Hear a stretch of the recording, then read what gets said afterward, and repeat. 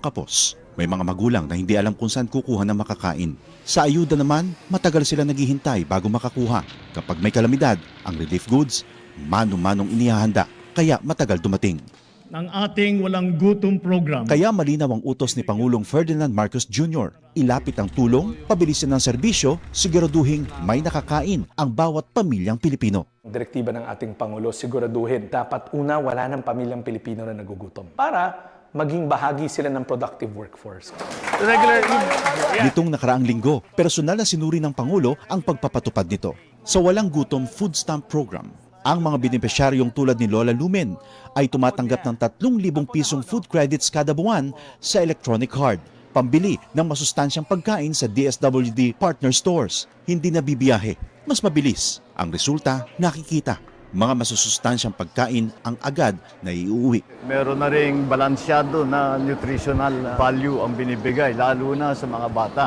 Sa 4Ps o Pantawid Pamilyang Pilipino program, pinadali na rin ang pagkuha ng ayuda. Kung dati oras ang ginugugol sa biyahe, ngayon nasa cellphone na, mas diretso, mas sigurado. These are the underserved areas. Walang branch ng bangko. Lahat ginagawa natin para maging madali para sa kanila, makuha nila yung mga cash benefit nila.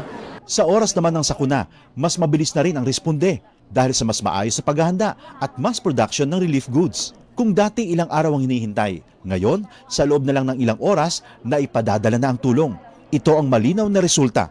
Mas mabilis sa serbisyo, mas malapit sa tao, at mas nararamdaman sa araw-araw. Sa buong bansa, tuloy-tuloy ang trabaho. Isa-isang inaayos sa mga bagay na magpapagaan sa buhay ng mga Pilipino dahil walang Pilipino ang dapat magutom, mapabayaan, walang maiiwan. Salamat. Radyo Pilipinas. Radyo Publiko. Radyo Pilipinas. Radyo Publiko.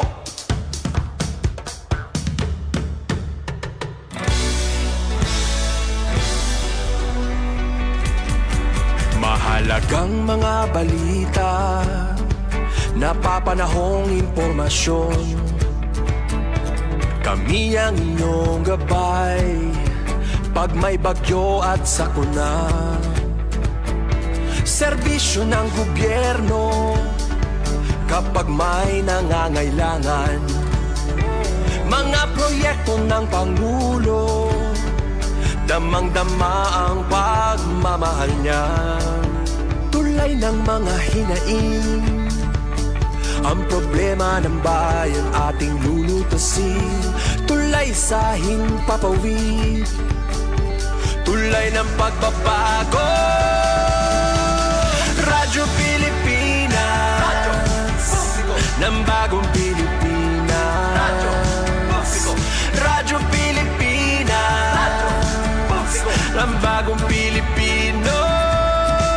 Mga proyekto ng Pangulo, damang-dama ang pagmamahal niya. Radyo Pilipinas, Radyo Publiko, ang boses ng Pangulo.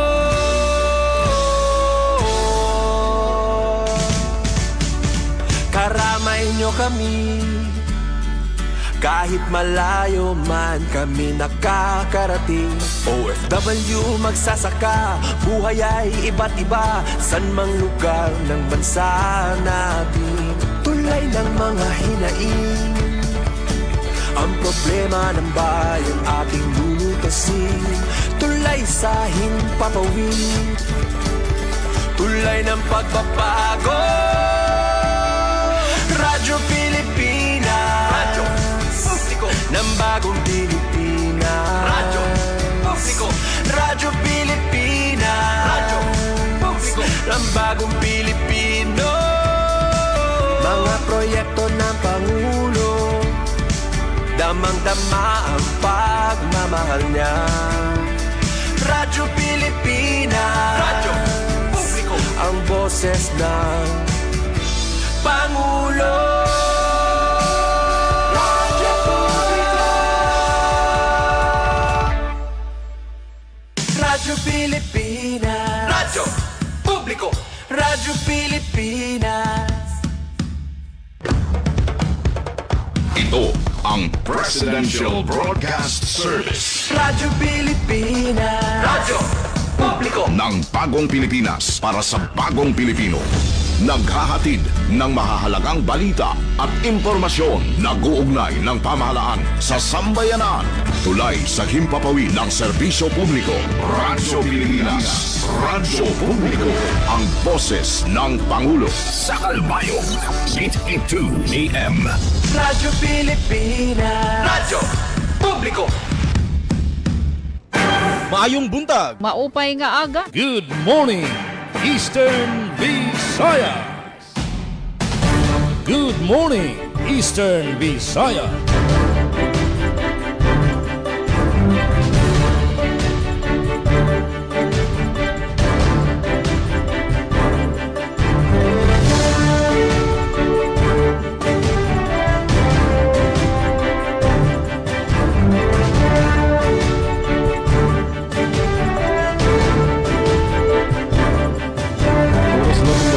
Barangay 3 minutos naglabay sa alas 8. Good morning, maupay nga gabugos nga Rehiyon 8. Welcome back din sa naton na programa Good Morning Eastern Visayas Tuesday edition. Makakaupod naton yan na ang Regional Director sa PIA. Good morning, Director Rian Arento. Nga sugad man ang aton katrabaho ka PBS tigang sa DYES Radio Pilipinas Borongan. Yes, good morning kaupod Daisy ngan si kauban JVIC sa DYSL Sugod Southern Leyte. Good morning. Una pa si Sir Glody sa DYDC FM Baybay City sa Vizca. Yes, good morning din si Sir Glody. So unahon ta ang hulagway na sa Tacloban City. Kumusta unta ang sentro sa Rehiyon 8. Yes, PIA 8 Regional Director Sir Rian, good morning. Ikaw na. Yes, good morning, Sir Jean. Good morning, Ate Daisy. Good morning, Jivik and Glody. Maadjong buntag, ganinjong tanan. Maupay nga aga. Welcome ito naton pagharampang. Yan na, good morning, Eastern Visayas. Maupay gihapon din nga aga sa Kalbayog. Didiha Tacloban, damula ito namon mga kaguriba inin damulan mga events, especially so nga inin padayon pa manggihapon ng paghatag yung serbisyo naton na gobyerno nga nito naton mga mulup yung nagkikinahanglan yan ang mga panahon ni Pilipina nga naabat kitahin krisis. Unahon naton ito naton kahimtang ito naton mga fuel prices. It is expected nga supposedly yan ang adlaw Martes magkakamayadahin rollback ha diesel, although may the slight increase hadton gasolina nga presyon gasolina. Pero later ano rin yan ato talagang monitor lilibuton nato nito ni Baybang ang mga gasoline stations para liwat naton makita nga makuha gyapon ito pulso ito naton mga katawhan ilabi na ining pagtaga presyo iton mga produkto petrolyo, mga oil and petroleum products. Iton kahintang hidiha Tacloban medyo nasidlit na iton or sumidlit na talaga iton haring araw kay na mapingit na. Imagine at 8 o'clock in the morning, sugad-sugad na alas 12 ito natong didi kapaso ha syudad iton Tacloban. And we are praying actually tanan nga mga tao didi Tacloban na Leyte nag-aampo nga umuran kay para naman lang magkamay-adahin tubig iton pira nga mga pubon nga nito nira magiging source iton tubig. So, yun, ang aton gihapon stable man gihapon iton kahimtang iton kuryente hapag kaya nadidiha Leyte area, may Leyte ng Biliran area nga didiha siya na ditong Tacloban. So far, wala kita maka-experience in mga buro brownout, and salamat kay mapapasok ko dyan na. So we need power, we need energy para at least naman lang mataghuman ito naton mga kwarto, ito naton mga lugar, bisa naman lang makapabiri ito naton mga electric fan. So mga events didi may dala magkalain-lain nga mga buruhaton nga nagpapatawag itong mga ahensya itong gobyerno para hinapira nga mga aktibidades. Okay, so para naton mga headlines actually ini nga aton mga balita is from Borongan Eastern Samar pinagikan V Tolentino Gumban naton PIA Information Officer gida Borongan. Arteche gindeklara nga stable internal peace and security municipality kadungan ni ka-75 nga anibersaryo gobyerno probinsyal ng Eastern Samar naghatag din 50,000 pesos nga bulig pinansyal hay 101 anyos nga residente hang kinapundan. Amo ito naton mga balita para naton PIA Eastern Samar nga nangaran ni Vito Tolentino Gumban ako na rin to mo pa nga aga hayo nga tanan. Good morning Eastern Visayas. Good morning, Eastern Visayas. Thank you so much, Sir Ryan, sa PIA Tacloban, PIA Region 8. Ngadto naman kita sa Borongan City. Yes, kaupod Daisy, Radio Pilipinas, Radio Periodiko, Radio Publiko. May programa, Radio Periodiko. Alas 3 San Kulop. Yes, good morning, kaupod Daisy, ikaw na. Good morning, Eastern Visayas. Magandang morning, Jean. Ngan sugad man ito na bugos ni mo nga kaupo. Dida naman ha Radyo Pilipinas sa Calbayog. And yes, sa Rian Arinto, magandang morning gihapon. Dida naman na syudad itong Tacloban, GV, Southern Leyte, and Glody, DYDC, Habaybay City. So, tikang didi Radyo Pilipinas, Borongan, ini Daisy Lalosa Bilizar. Ito niyo naman makakaupod. Sakop in 1 hour, aton pan Tuesday nga edition itong taramdan. Good morning, Eastern Visayas. April 28, 2026, ngan syempre hangaran hiton amon station manager at Ruth Rivera Abunda, akong kaupo di hira Kuya Bob sa Robin, iton amon admin officer, ha technical naman, ha supervision ni Chief Tech Joey Policarpio, kaupod ko di na hi engineer Alquin Baldonido. Sige, welcome back kay nagbakasyon iniya siguro mga usa ka bulan, napiritan layton hiya nga bakasyon, diri nga plinano. Alright. So, haaman kahimtang iton panahon. Dede ha syudad iton Borongan. Temprano yan na nga mga oras. Mapaso na daman iton aman sitwasyon. Parehas dito ha imo sa Rian nga nakapamaypay. So, yan na pala nga oras. Maupay nala kay kuan.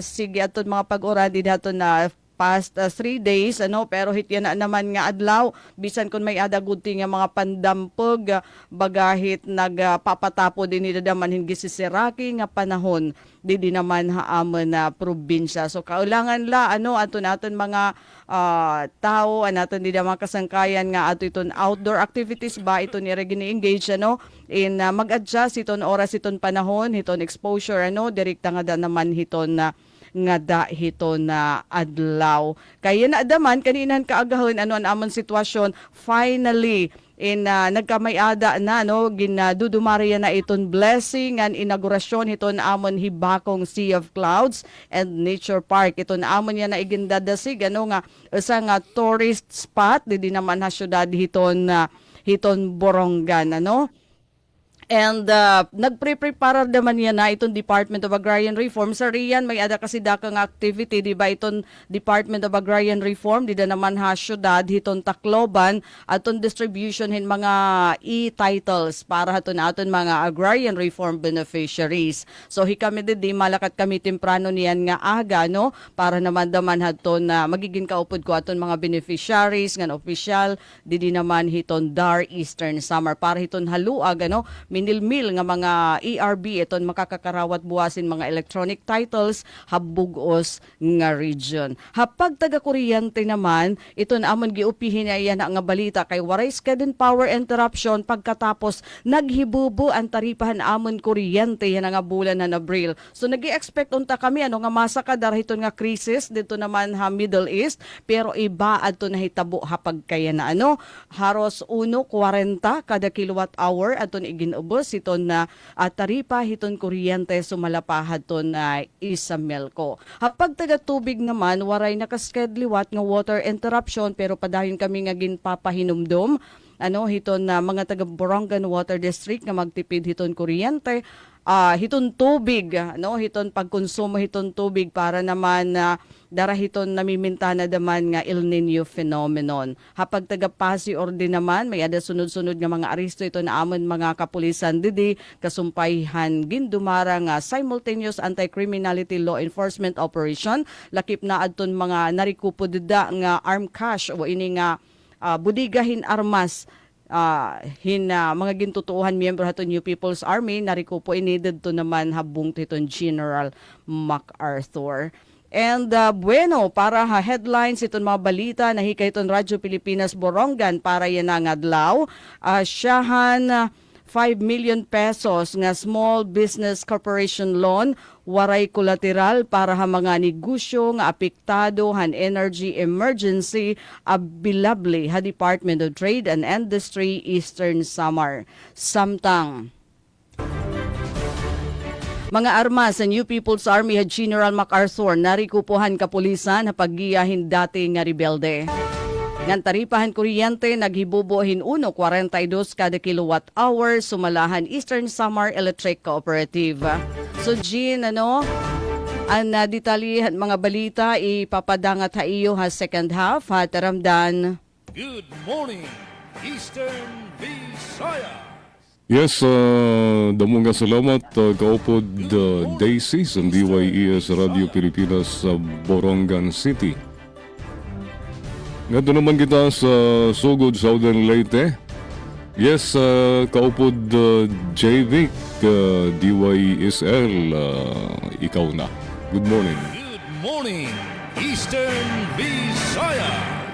Yes, dagan kayong salamat Sir Gene Navilon og sa mga kaubanan sa Radyo Pilipinas, Radyo Publiko Kalbayog, maadyo nga buntag, kang Ate Daisy og sa mga kaubanan diha sa Radyo Pilipinas, Radyo Publiko Borongan, kang Sir Rayan Arinto maadyo buntag og sa mga kaubanan sa Philippine Information Agency Eastern Visayas og kang Glode og sa ato usab nga mga kaubanan diha sa DYDC-FM sa Dakbayan sa Baybay. Gikan dinhi sa lalawigan sa Southern Leyte, particular din sa Wanan sa Southern Leyte State University. Ako sublion maadyong buntag kanato nga tanan. Update sa panahon sa kasamtangan, so far so good gyud. Pagkanindot sa kabuntagon kay nagpakita na gyud sa hingpit ang haring adlaw, unlike sa nakalabay nga mga adlaw, labi na kagahapon nga sayo sa buntag no dihay nasinati nato nga pag-uwan, and karong adlaw murag gyud walay pag-uwan nga mahitabo sa ato nga pahinungdom sa ato mga kaigsuonan nga always good magabitbit og payo, labi na katong adunay mga importanteng lakaw sa gawas, and magbitbit og tubig kay batod palagi sa pag-asa taas-taas ang ato nga kining heat index no nga na-record dinhi sa atong lalawigan ug sa atong rehiyon karong adlaw. So kinahanglan always kita magainom og daghang tubig matag karon ug unya para dili kita magkasakit o magka-problema. Samtang update sa kuryente, ang Suleco kon Southern Leyte Electric Cooperative Incorporated wala man gipagawas nga scheduled power interruption para karong adlaw, gani apil pud ugbang adlaw, and hopefully wala po yung mga unscheduled power interruption kay kagahapon ra ba sa buntag dihay pinakalit nga pagkapawong sa kuryente hinoon. Ang affected nga area is ang Pacific area, and dali ra hinon pod nasulbad, and gipasabot na sa Suleco management nga ano na gyud sila yung mga naka-assign na nga mga personnel sa nagkalain nga mga strategic location para maka-responde og dali, mabisita pagdali ang mga lugar kung adunay mga pinakalit nga pagkapang o problema sa supply sa kuryente dinhi sa ilang areas sa Southern Leyte. Samtang sa lain pang update din sa lalawigan sa Southern Leyte karong adlaw adunay may tabo nga payout para kini sa mga mag-uma sa Panaon and Pacific area na pagimon sa lungsod sa St. Bernard. Mao kini ang ayuda nga madawat sa ato nga mga mag-uma gikan gid kini sa gobyerno. And ni ato po nakalabay nga mga adlaw ang ato mga tricycle driver dinhi sa lalawigan sa Southern Leyte nakadawat usab og ayuda. And tabang gihapon na sa gobyerno gumika lagi sa nagpadayon nga pag ani ato nakalabay nga mga simana pagsaka gyud sa presyo sa mga petroleum products. And ginoon good news karon nga adlaw sa ato nga namatikdan sa ato mga gasolinahan dinhi sa Southern Leyte, particular sa lungsod sa Buntok and sa Sugod area ning us-us gyud ang presyo labi na sa diesel. So hopefully magpadayon kining pag-ubos sa presyo para usab ang atong mga kaigsunan nga nagagamit mga sakyanan, mga driver sa ato po nga mga mag-uma ug mga managat nga naapektuhan ning pagsaka sa presyo is makaginhawa pod and maka feel pod o ginhawa sa ilang inadlaw-adlaw nga kining panginabuhi kay gamit man gyud sila nining mga produktong petrolyo. So ato nga yampo nga mobintahon ta ang panghitabo diha sa Middle East. Samtang ato po i-appeal kining mga tourist activity dinhi sa lalawigan sa Southern Leyte, particular sa isla sa Limasawa, gipasabot na sa LGU Limasawa ug sa Tourism Office nga padayon sila karon sa paghatag gyud og seguridad sa tanan nga mga turista kay niadto lagi nakalabay nga mga semana naka-record sila og daghan nga mga turista nga nibisita sa naasa nga isla. Gumikan kini hapoy gipahigayon nga kining sugat 2026 festival diha gipahigayon nga half marathon at the same time hapoy libre nga pa-concert. And karong umabot nga semana labi na karong umabot buwan sa Mayo, mas gilauman pa nila nga mas daghan pa gyud ang mga turista nga mobisita para mopahuway and motan-aw sa naasoy nga kanindot sa isla sa Limasawa. And sa katapusan sa Quinto Distrito sa Leyte ato pong iapil kay ato pong nga area kining Inupakan Leyte nagpasabot na ang LGU nga adunay gipagawas nga advisory nga adunay paghunong sa tanan nga mga tourist activity sa 4 islas diya sa lungsod sa Inupakan karong Mayo 5 ug 6 gumikan kana sa pagpangandam sa lungsod sa pag-abot sa cruise ship karong May 6. So duha ka adlaw nga walay mga tourist activity, pero after sa 6 karong May 7 balik na sa operation ang or kini mga tourist activity diha sa 4 islas sa lungsod sa Inupakan. Sa oras nga alas 8:19 sa buntag, ani-ana ang mga headline, mga balita nga nahikay sa Radyo Pilipinas, Radyo Publiko Sugod. 53 ka mga driver sa Libagon, Southern Leyte nakadawat og ayuda. Pagsunog sa mga basura, hingpit na nga gibantayan o ginadili matud pa sa DNR Southern Leyte. And mga mag-uma sa San Francisco, Southern Leyte nga anaa sa Kapin 700 makadawat og ayuda karon nga adlaw. So atangi ang detalye sa mga balita nga nahikay sa tibuok pwersa sa Radyo Pilipinas, Radyo Publiko Sugod karong adlaw nga Martes. And sa mga station manager Sir Dindo Alaras atong kauban sa Pikas Lawak sa Master Control Kuya Noel Palugod, kini ang inyong makauban Jevic Epis. Once again, good morning Eastern Visayas. Good morning, Eastern Visayas. Salamat kauban Jevic. Ikang sa Sugod Southern Leyte, nganto naman kita sa Baybay City, Leyte. Yes, Sir Gludi sa BYDC FM Vizca. Good morning. Good morning, Eastern Visayas. Yes, damo nga salamat Sir Jean na good morning. Good morning luwat iton imo mga kaupo dida ha Radyo Pilipinas Kalbayog. And also sa Radyo Pilipinas sa Borongan City kang Ma'am Daisy, sugad man nimo mga kaupo dida ha stasyon maupay nga aga og maayong buntag sad kang Sir Jevic Epis sa Radyo Pilipinas sa Sugod Southern Leyte. Ngan maupay gahapon ni aga kang Sir Rian sa PIA Eastern Samar. Good morning, good morning. Og sa ngalan sa mong station manager nga si Dr. Cristina Gabrillo, radio engineer Sean Villa Gonzalo, kini si Glody Kayunda ug akong kauban si Jexter Quizon ang maghatag kaninyo og update og balita dinhi sa dakbayan sa Baybay. Og alang sa update sa panahon, So madagumon ang nasinati karon dinhi sa dakbayan sa baybay, no, uban sa temperatura nga naglibot sa 27 hangtod 30 degrees Celsius. So bisan tuod dili kaayo ini tungod sa daghang panganod, nagpabilin gihapon ang humid nga panahon. Sa in fact ganina, no, nakasinati og hinay nga pag-ulan ganinang buntag ang dakbayan sa baybay apan karon ni hunong ni kini, no, og adunay gihapoy posibilidad sa kalit-kalit nga pag-ulan og thunderstorm ilabi na sa hapon o gabi. Busa mag-andam gihapon mga higala og payong kung mugawa sa inyong mga panimalay. Og update sa pagtaga-kuryente dinhi sa dakbayan sa baybay. So magpahigayon og scheduled maintenance ang National Grid Corporation of the Philippines sa Ormoc San Isidro 69 kV line karong Sabado, May 2, 2026, no, nga magresulta og power interruption sa pipila ka lugar sa Leyte. So apektado ang baybay area usa ka oras tali sa alas 5 hangtod sa alas 6 sa hapon, samtang sa Inupacan hangtod Matalom, Leyte adunay usa ka oras nga interruption sa buntag alas 5 hangtod sa alas 6 sa buntag ug hapon between 5 PM ug 6 PM. Ang supply sa kuryente mga higala ibalik dayon human sa maintenance apan posible nga usab ang eksaktong oras depende sa dagan sa trabaho. Og update sa pagtaga-tubig gipahibalo sa water service or sa Baybay City Water District nga walay pagtaas sa singil sa tubig busa magpadayon gihapon ang kasamtangang rates. So gipahibalo usab nila ang mga concessionaires sa mga lugar nga adunay overdue accounts nga bayra na ang ilang mga bill, no. So magpahigayon sila og disconnection schedule karong April 29 hangtod sa May 1. So para sa dugang detalye bisitahan lang ang official Facebook page sa Baybay City Water District. So sa mga gustong magbayad sa ilang mga existing nga mga bills mga higala, pwede mo kamo magbayad sa mga e-payments, no, like GCash, Land Bank, e-payment portal o uban pang mga online nga pagbayad.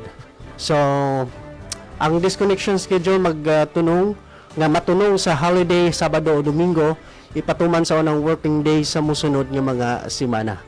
O update sa peace and order, no, sa peace and order situation diri sa dakbayan sa baybay. So nakapahigayon og pulong-pulong o dialogue og IEC distribution ang Baybay City Police Station niadtong Abril 27 isip kabahin sa ilang community engagement og information drive tumong sa kalihukan ang pagpaligon sa relasyon tali sa kapulisan og komunidad, paabot og kahibalo sa public safety og crime prevention ug pagahwag sa kabatanunan nga mahimong kauban sa pagmintinar sa kalinaw ug kahapsay sa lugar. Og update diri sa Visayas State University, no, congratulations dahil sa mga nag-awardan gahapon, no, sa UGMAD Outstanding UGMAD Awards 2026, no, sa Farmers and Fisher Folks Day 2026 kabahin kini sa ika-102 ka tuig nga founding anniversary sa Visayas State University. Congratulations. O gama ka to ang update din sa dakbayan sa baybay o galang sa mga balitang nahikay. Department of Agriculture RFO 8 may padangat og suporta atol sa Farmers and Fisher Folks Day sa VSU Baybay. Outstanding UGMAD Awards 2026 nagpasidungog sa mga nanguna sa agrikultura ug pangisda sa Rehiyon 8. At ang mga detalye nining mga balita mga higala sa ikaduhang bahin ning atong tulumanon ang Good Morning Eastern Visayas. Balik ni dahayo mo Sir Jean. Good morning, Eastern Visayas.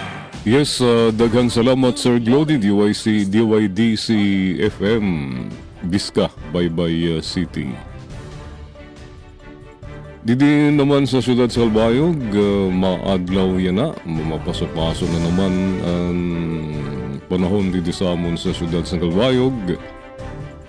Maupay, masirak, mahayag ang sirak ni Haring Aglaw. Tuman good, nadulot, yan na pala nga pangurason, nadulot na sa panit, ang sobrang ka mapaso. Labi na kung nabubulad ka sa aglaw. Salit para sa itong mga nagtatrabaho, bilad na bilad talaga sa araw. Sugat sa mga para-tricycle, mga kapuso nga ada sa pirmi sa kalye. Magbalon kamo sa tubig, diri kinanglan diri mahuri ang heat stroke. Sa peace and order situation, naging mahimyang ang Sudan sa Kalbayog sa naglabay nga 24 oras. Pero marimadima ini nga mga panhitabo, kasabot naton nga umundang na ini nga mga purog sila dito sa Kalbayog, pero nabalik na liwat. Sadto nga naglabay nga simana usa nga pamilya ang ginlooban pinan musil sa mga magraut nga elemento. Din nahiungay pa sini itong mga kabataan sa nga pamilya dito sa Barangay San Jose, Distrito San Kalbayog.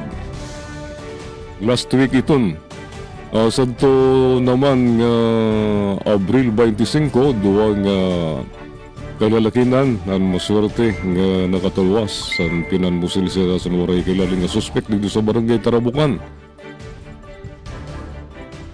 Unta diri pasibaya sini ang regional director sa PNP Region 8 na balik na liwat ang mga shooting incidents din sa syudad sa Calbayog City, pero adalagyapon ang Chief of Police diri naliliwanan santo basta may damanga ni mga kaso sa mga panmusil din liliwanan dayon ang Chief of Police, pero yan na kadamo-damo sa mga kaso sa mga shooting incidents. Adalagyapon na lingkod ang Chief of Police diri naliliwanan. Nga nasa pagtaga-kuryente naman, adiyan pahibaro Power Rate Advisory sa Sabelco 1 sa aton tinahod nga member consumer owners ginkakalipay pagpaybaro nga nagamubo ang taripa sa kuryente yan nga bulan sa Abril 2026 tikang sa 14.4146 per kilowatt hour sa naglabay nga bulan. Naghamubo ini ngadto sa 12.9378 per kilowatt hour nga kundiin may da pag-ubos nga da sa sobra 1 piso 1.4768 per kilowatt hour. Bisan pa may pagsaka sa transmission charge ang dako nga hinungdan sa paghamubo. Amo ang generation charge tikang sa 7.7366 per kilowatt hour sa itong Marso ngadto sa 6.3497 per kilowatt hour yan ang bulan. Nga mo ang nagdara sa overall nga pagbarato sa kuryente para yan ang bulan. Padayon na naton paningkamot nga makahatag reliable nga sustainable nga serbisyo sa tanan nga MCOs. Pahibaro natigang sa Sanelco 1. Adi naman ang rason sa NGCP unscheduled power interruptions.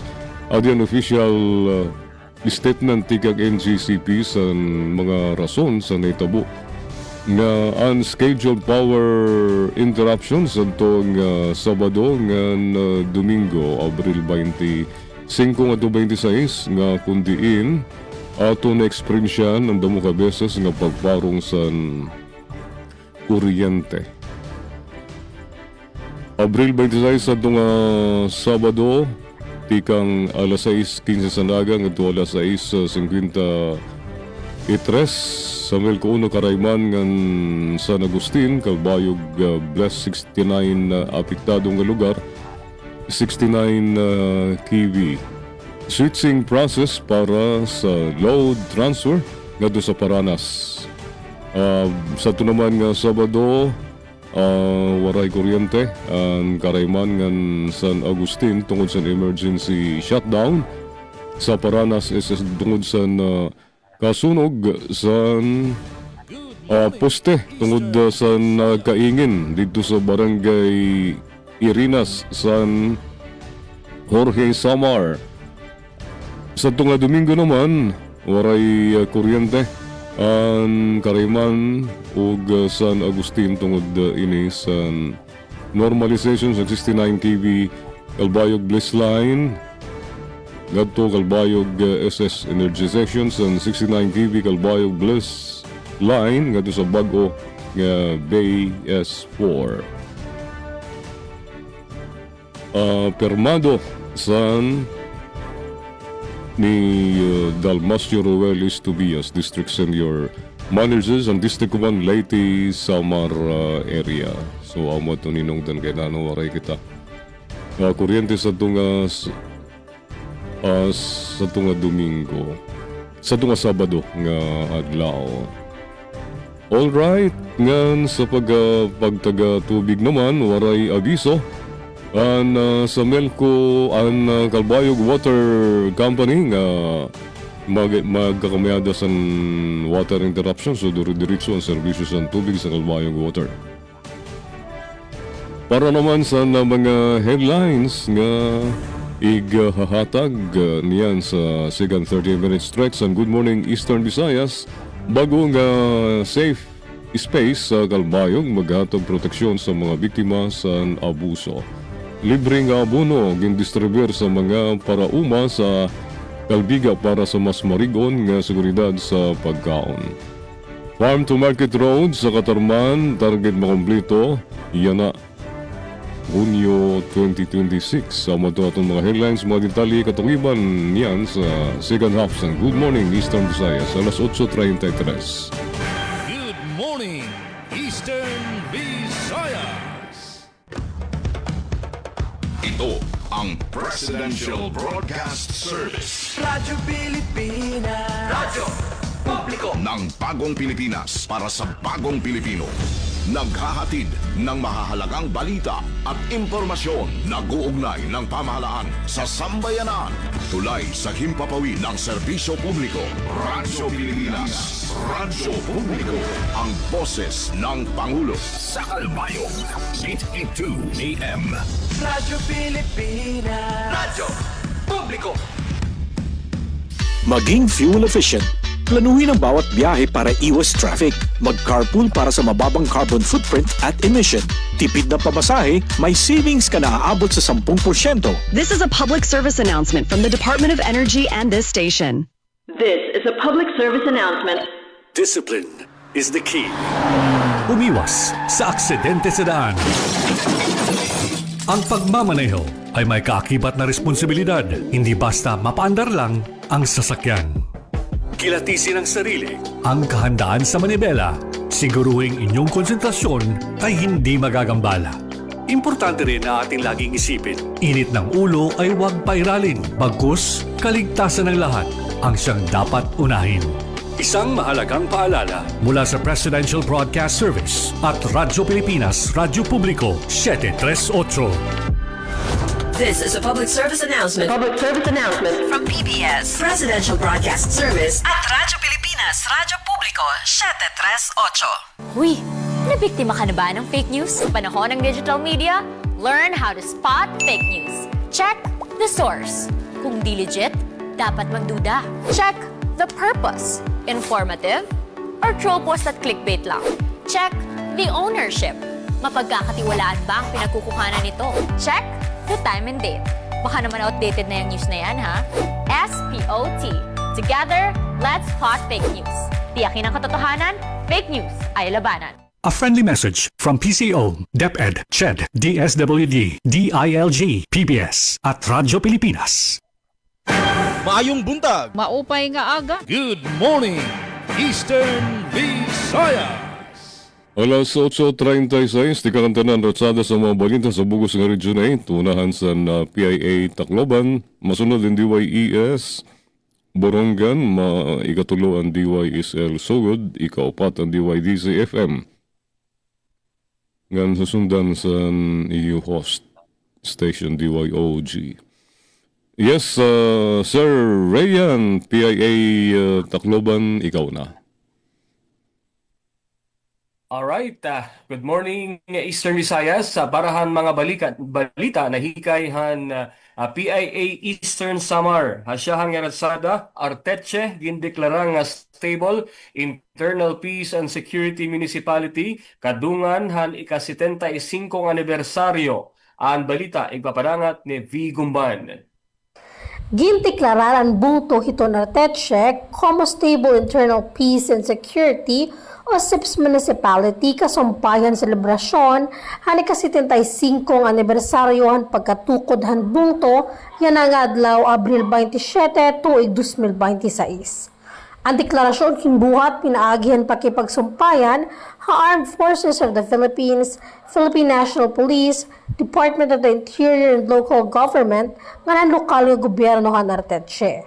Sumala ang mga opisyal and SIPS nga estado nagpapasabot nga marig-on na ang kahimtanghan kamurayaw habungto nga waray na aktibo nga hulga tika nga insurgency. Ginpasidungganan mga leader ang padayon nga koordinasyon ng mga ahensya ng gobyerno nga naktibo nga partisipasyon ng komunidad nga amo ang nagdarangad to hini nga kadaugan. Nagsirihira nga ang marig-on nga seguridad, importante base mas mapakusog pa ang paghatag ng serbisyo nga mapadalian kauswagan ha lokalidad. Tinambuha okasyon ng mga opisyal tika nga sektoran seguridad nga lokal nga gobyerno nga nagpapahayag hinsuporta nga pagdayaw hanahimuhan bungto han Arteche. Dugang pa ang pagselebrar kasaysayan han bungto, ang SIPS nga deklarasyon ginalauman nga magpapadayon han kamurayaw nga progresibo nga direksyon han Arteche para mas maupay nga kinabubuwasan han mga Artechehanon. Tika nga PIA Eastern Samar V. Tolentino Kumban, nagbabalita. Good morning, Eastern Visayas.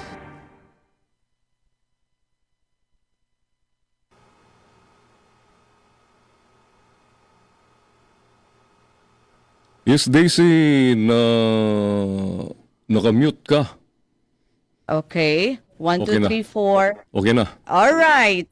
So, otro, magandang morning, Jean. Nga naadinaan detalyan mga balita na hikayhan Radyo Pilipinas Borongan para yan ang adlaw Martes, Abril 28.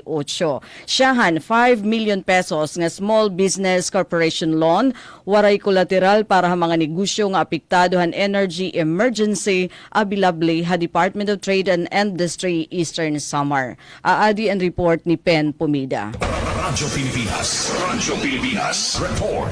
Tatanyag ang Department of Trade and Industry DTI Eastern Samar, hinpautang nga maabot 5 million pesos pinaagan Small Business Corporation SBC para mga negosyo nga apektado han krisis sa enerhiya.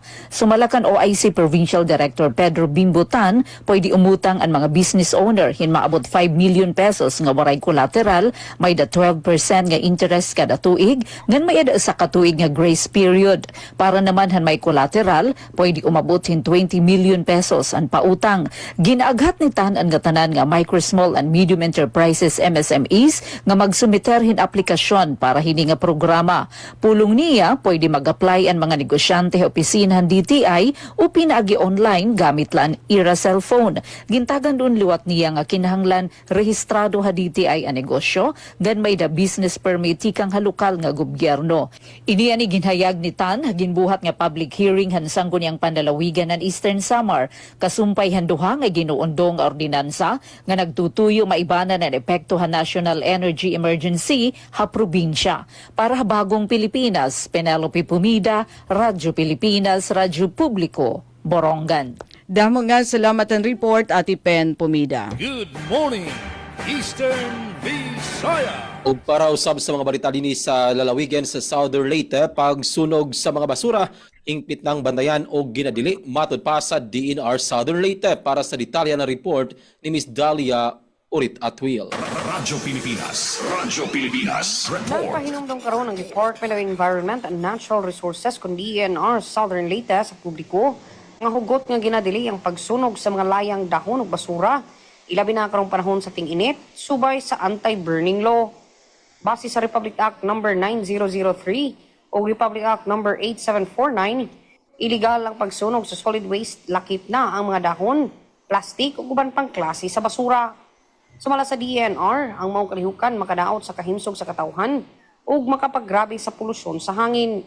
Ipasirean sa ahensya nga ang mga makalapas mahimong mag-atubang sa multa nga nagkantidad sa 300 hangtod sa 1,000 pesos o pagkapriso sulod sa usa hangtod sa 15 ka adlaw. Dugang pa, aduna pay mas istriktong silot ubos sa Republic Act 8749 nga mahimong moabot sa 100,000 pesos nga multa o pagkabilanggo sulod sa unom ka tuig depende sa kabugat sa paglapas. Ipasiugda sa DENR nga ang pagsaka sa temperatura karong ting-init mas delikado ang pagsunog sa basura tungod sa posibilidad sa insidente sa sunog o mas grabing epekto niini sa kalikupan. Gidasig sa pagpubliko nga mosunod sa husto nga pagdumala sa basura sama sa pag-segregate, pag-recycle ug pag-compost aron mapanalitdan ang palibot ug kahimsog sa komunidad. Balita gikan sa DENR Southern Leyte para sa Bagong Pilipinas, Talia Abiara ulit, Radyo Pilipinas, Radyo Publiko. Good morning, Eastern Visayas! Ugalang sa mga balitang nahikay dinhi sa dakbayan sa Baybay, Department of Agriculture RFO8 mipadangat og suporta atol sa Farmers and Fisher Folks Day sa VSU Baybay. Alang sa mga detalye aniya si Jexter Quizon. Nagpakita og ligong suporta ang Department of Agriculture RFO8 sa mga mag-uuma ug mangingisda atol sa selebrasyon sa Farmers and Fisher Folks Day sa VSU Gym gahapong adlaw, Abril 27, 2026. Kinikabahin sa pagselebrar sa ika-102 nga founding anniversary sa Visayas State University sa Baybay City, Leyte. Sa iyang keynote address, gipasiugda ni DA Regional Field Office 8 Regional Executive Director Rodel G. Macapanias nga bisan pa sa nagkalain-laing hulga o kalisdanan nga giatubang sa nasud, nagpabilin nga malaumon ang Rehiyon 8 sa agrikultural nga produksyon. Matod pa niya, aduna gihapoy mga matamnan nga yuta, minerales ug uban pang natural resources ang nasud. Ug labaw sa tanan adunay mga maabilidad ug kompetenteng mag-uuma nga nagpadayon sa pagpatunhay sa produksyon sa pagkaon. Gipahibalo usab ni Macapanias nga nagpadayon ang DA sa paghatag og mga intervention packages sama sa dekalidad nga binhi, abono ug mga planting materials aron masuportaan ang produksyon sa agrikultura sa rehiyon. Dugang pa niya maghatag usab og pinansyal nga tabang ang ahensya sa mga kwalipikadong mag-uuma nga mokabat og 5,000 pesos matag benepisyaryo kini ipagawas gikan sa bulan sa Mayo hangtod Hunyo ning tuiga aron makatabang sa ilang panginabuhian. Gipasiugda usab niya ang kritikal nga papel sa publiko, pribadong sektor ug akademya sa pagpalig-on ug pagpalambo sa sektor sa agrikultura ug mipahayag og paglaom nga ang maong paningkamot mahimong epektibong lakang padulong sa mas mauswagon nga kahimtang sa mga mag-uuma ug mangingisda. Atol sa maong programa, personal nga gitunon ni VSU President Dr. Pros Ivy G. Yepes ang sertipiko sa pagpasalamat kang Macapanias isip pag-ila sa iyang mahinungdanong pagpaambit sa kalihukan. Nagmalaumon ang VSU sa padayon nga suporta alang sa mga mag-uuma ug mga mangisdaay sa nagkalain-laing sektor aron mas musaka pa ang produksyon sa pagkaon dili lang sa Rehiyon 8 kundi sa tibuok nasod. Jexter Quizon, DYDC-FM, Good Morning, Eastern Visayas. Good morning, Eastern Visayas! Bagong safe space sa Kalbayog, maghatag proteksyon sa mga biktima sa nabuso sa detalye din report ni Charmaine Perito Balbes. Radyo Pilipinas Report. Usang importante nga pitad para sa mas luwas nga komunidad ang pagkompleto san kwarto ni Neneng nga nahihimutang sa Kalbayog Response Center for Women and Children sa Barangay Payahan sa Kalbayog, Samar. Ang pasilidad at magsaserbe nga temporaryo nga mauukyan san mga kababayinan ug kabataan nga biktima san pag-abuso nga nanginginahanglan proteksyon ug pag-ataman. Katuyuanan sini nga maghatag pribado, tuhay ug mas luwas nga espasyo kundiin pwede makapahuway ug makakarawat bulig ang mga survivor. Sa ginbuhat nga inspeksyon, ginsigurado nga maupay ang gintindog nga pasilidad ug andam ini nga magamit san mga nanginginahanglan.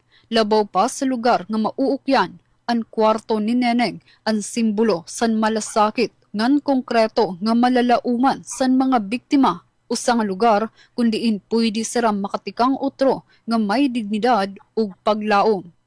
Para sa Bagong Pilipinas, Charmaine Perito Balbes, Radyo Pilipinas, Radyo Publiko, Kalbayog.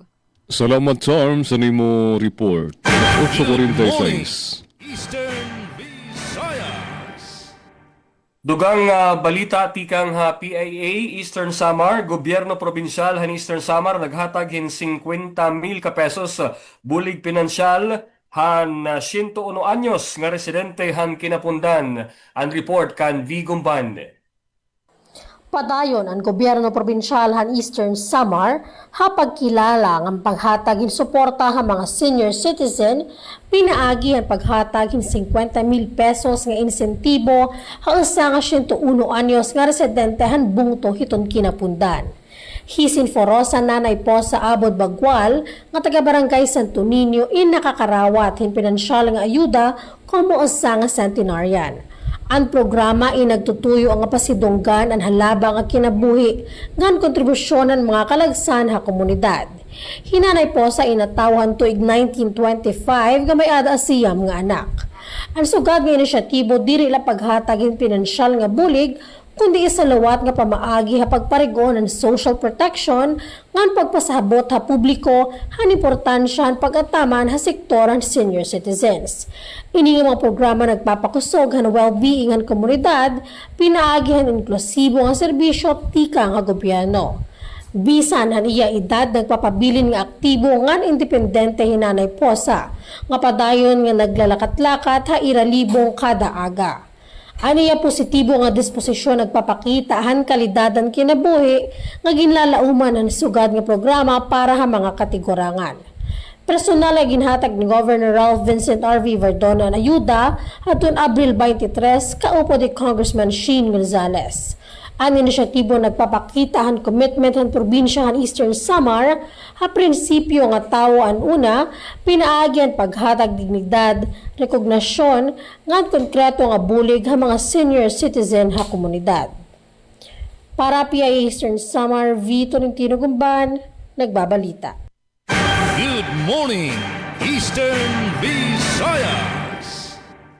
Anatun oras, may adanala kita 12 minutos ug sa mag alas 9 haaga. Ngan kadugangan nga balita nahikay han Radyo Pilipinas sa Borongan. Mga armas sa New People's Army habungtan General MacArthur narikupuhan kapulisan hapaggiyahan dati rebelde. Aadi ang akong report. Radyo Pilipinas report. Naging malangpuson ang 2nd Eastern Samar Provincial Mobile Force Company kon ESP-MFC han Philippine National Police hapag-ukad ngan pag-recover hin mga armas ngan mga bala nga gintutuuhan gintatag-iyahan han mga rebelde nga New People's Army hakabukiran nga parte han Barangay Laurel bungtan General MacArthur di Eastern Samar han Abril 26. An operasyon inbunga han pagsurrender ni alias Kitoy usa nga anay miyembro han Underground Mass Organization kun OGMO nga nagdesisyon bumalik kapiudan balaod ng Abril 21. Tungod niya pag-kooperar ang mga otoridad, iya igintudlok ang lugar nga gintataguan hin armas sa ira grupo. Pangunguna ni Police Lieutenant Colonel Marino Azor Estonio, Acting Force Commander, hailarom han pagdumara ni Police Colonel Ernesto R. Macasil, Provincial Director han Eastern Samar Police Provincial Office, narikupuhan kapulisan induha nga 38 caliber revolver, usa nga 5.56 caliber revolver, usa nga rifle grenade, usa nga M16 long magazine, ngan sugad man mga bala. Ang operasyon en resultahan mahugot nga koordinasyon ng 2nd Eastern Samar Provincial Mobile Force Company ngan Intelligence Unit han ESPPO. Hapagkayanaan mga narikupo nga armas inaada na Kustodiyan Logistics Office ng 2nd ESP-MFC para husto nga dokumentasyon ngan disposisyon. Kasumpay hini, nagpapatapod ang kapulisan ng 2nd Eastern Samar Provincial Mobile Force Company nga magpapabilin hira nga dedikado ha trabaho para masiguro ang kataluwasan han publiko, pinaagihan pagsurapo han bisan ano nga hulga seguridad ha mga komunidad.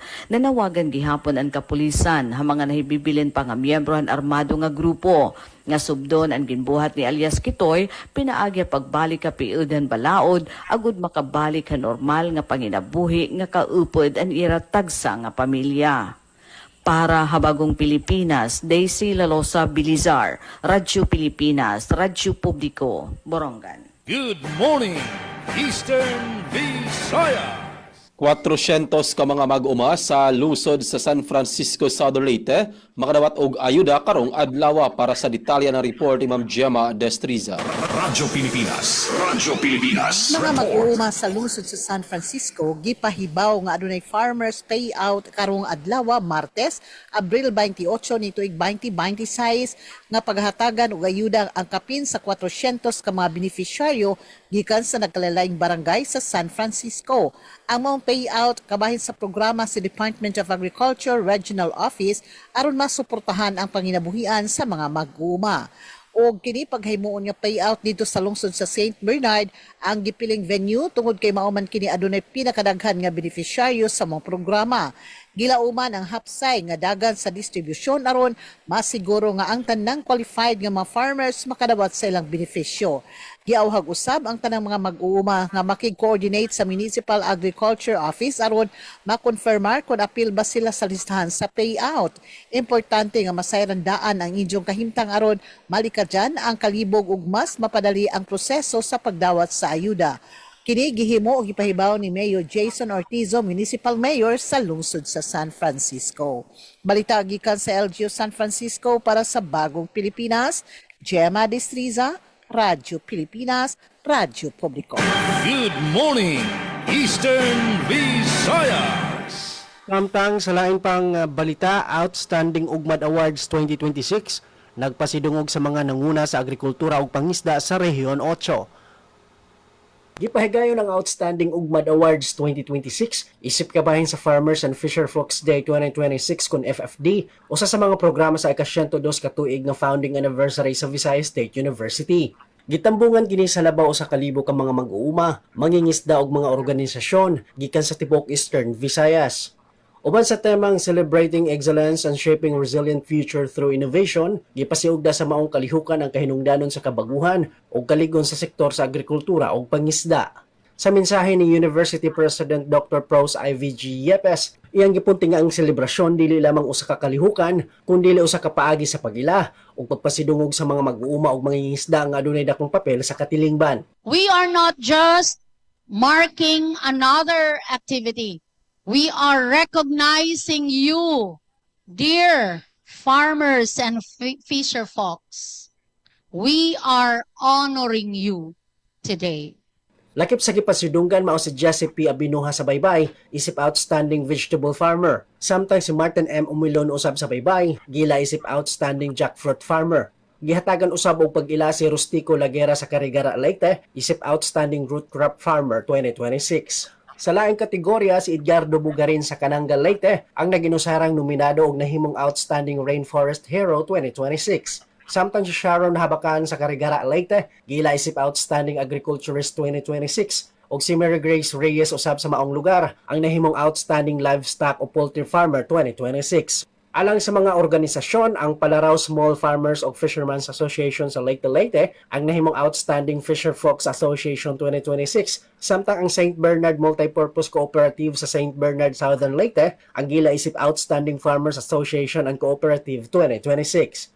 Ang mga awarding ceremony nagpamatuod sa dedikasyon, kakugi ug kalig-on sa mga mag-uuma ug mangingisda sa rehiyon ug nagdasig sa padayon niya pagpalambo sa sektor, pinaagi sa kabaguhan ug panaghiusa. Gikan sa VSUDY DCFM, Glody Kayunda. Good morning, Eastern Visayas.